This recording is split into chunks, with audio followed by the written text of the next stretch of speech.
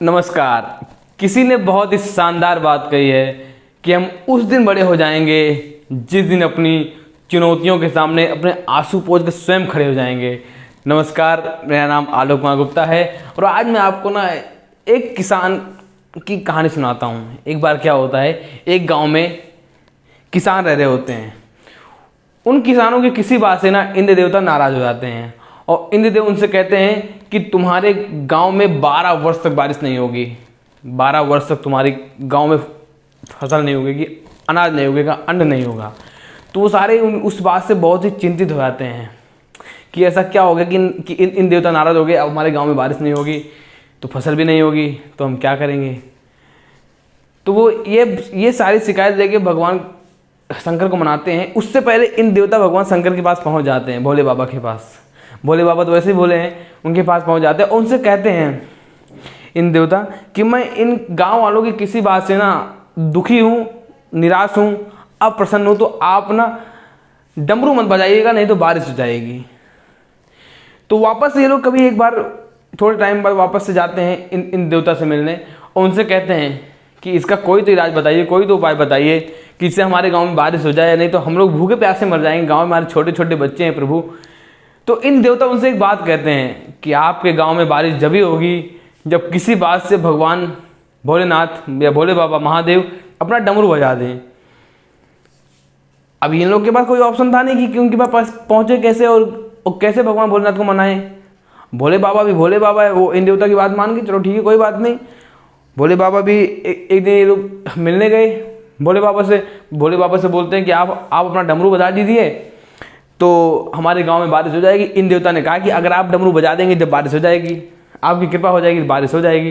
तो भोलेनाथ कहते हैं मैं डमरू नहीं बजा सकता क्योंकि इंद्र की बात मुझे रखनी है। तो ये लोग कहते हैं कि इन देवता तो चाहते हैं कि 12 वर्ष तक बारिश ही ना हो, फिर तो हम तो जब भूखे प्यासे मर जाएंगे, गाँव में छोटे छोटे बच्चे हैं अपने सबके। फिर भोले बाबा उनको ऐसा बोल के भेज देते हैं कि चलो तुम्हारे गाँव में बारिश नहीं करेंगे, डमरू नहीं बजाऊँगा मैं। तो ये सारी बात चल रही होती है। एक बार क्या होता है, एक किसान होता है उन्हीं गांव का, तो वो रोज़ अपने खेत पर जा रहा होता है।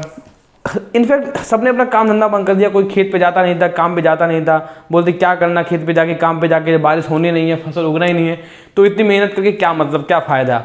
कोई नहीं आता किसान खेत पे काम करने। पर उनमें एक किसान था वो डेली उसका रूटीन था कि वो खेत पे जाता था, अपने निराई गुड़ाई और छटाई और जो भी होता है, जोतना खेत को, ये वो करना, इधर उधर जितने भी काम होते वो सारे करता।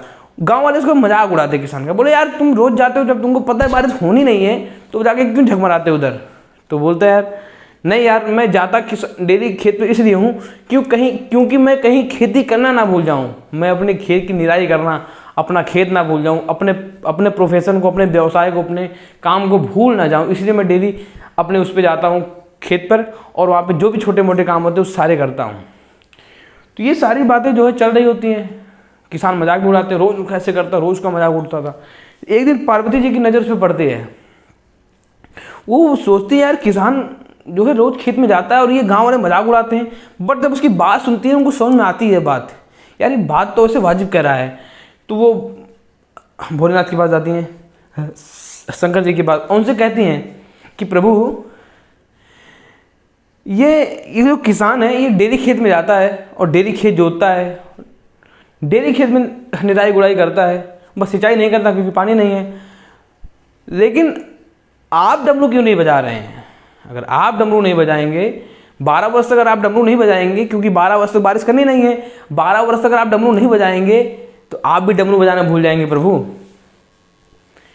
तो इतना सुनते भगवान शंकर सोचते यार बात तो पार्वती जी सही कह रही हैं, अगर मैं डमरू नहीं बजाया तो मैं डमरू बजाना भूल जाऊंगा। तो इतने में भगवान भोलेनाथ क्या करते हैं, अपने डमरू उठाते हैं और चेक करते हैं मेरा डमरू बज रहा है कि नहीं। डमरू बजाते हैं और डमरू बजाते ही बारिश हो जाती है। जैसा इंद्र भगवान ने कहा था कि अगर भोलेनाथ डमरू बजाते ना किसी तरीके से तो बारिश हो सकती है। तो साथियों, हमको अपने जीवन में हर चुनौती के लिए हमेशा तैयार रहना है, क्योंकि कभी भी उम्मीद की किरण उग सकती है। क्योंकि ऐसा क्या होता है कि वो जो किसान होता है वो खेत अपना जोतता था, निराई गुड़ाई सब करता था, उसमें बीज बो रखे थे। तो जब बारिश होती है तो उसकी फसल तैयार हो जाती है 1 महीने बाद। तो इससे पता है क्या समझ में आता है कि हमको हमेशा अपनी चुनौतियों के हिसाब से खुद को तैयार रखना है। क्यों? क्योंकि बंद कमरे में बहुत बहुत गहरा अंधेरा है, लेकिन क्या पता कौन सी खिड़की खुल जाए और हमको उम्मीद की किरण नजर आ जाए। तो हमको अपना प्रयास कभी नहीं छोड़ना है, हमको हमेशा निरंतर चलते रहना है, ट्राई करते रहना है, अपने लक्ष्य की तरफ बढ़ते रहना है। हमको अपने काम धंधे को नहीं छोड़ना है, काम करते रहना है। जब आप काम करते रहेंगे ना तो आपकी काम की हैबिट बनी रहेगी। आपको जिस फील्ड में आगे बढ़ना है आप उस फील्ड में आगे बढ़िए। अगर आपको कुछ समझ में नहीं आ रहा है ना तो आपको जो समझ में आ रहा है बस आप वो करते जाइए, कुछ सोचिए मत। जो भी आपको समझ में आता है कि यार मुझे ये करने से ये मिल सकता है, ये करने से ये हो सकता है, मुझे इस फील्ड में जाना है, तो अगर मैं ये काम करूँगा तो मैं इस फील्ड में जा सकता हूँ, तो आप उस काम को करते रहिए निरंतर, लगातार, कंसिस्टेंसी के साथ, और कंटिन्यूटी को बना के रखिए। और consistency is the main factor to succeed ना। तो आपको इस बात पे विशेष फोकस रखना है कि हमको अपने लक्ष्य की तरफ धीरे धीरे बढ़ते रहना है। जैसे वो किसान करता था, उसको नहीं पता था कि बारिश हो सकती है, लेकिन वो डेली अपने काम पे जाता था और अपना जो डेली का उसका टास्क होता था वो उतना पूरा करता था। भले लोग उसका मजाक उड़ाते थे पर उसको उस बात से फर्क नहीं पड़ता था कि लोग मजाक उड़ा रहे हैं, वो अपने काम को करता रहता था। और अचानक से बारिश हो गई, जैसा इन देवता ने कहा था बारिश हो जाएगी, कभी भी भोलेनाथ प्रसन्न हो जाएंगे तो आपका कल्याण हो जाएगा। तो उसी दिन बारिश होती है और कुछ ही टाइम बाद उसकी हरी भरी फसल तैयार हो जाती है और पूरे गांव वाले उसको देखते रह जाते हैं और वो अपनी फसल काट रहा होता है। तो साथियों, आज के लिए इतना ही ज्ञान बहुत है।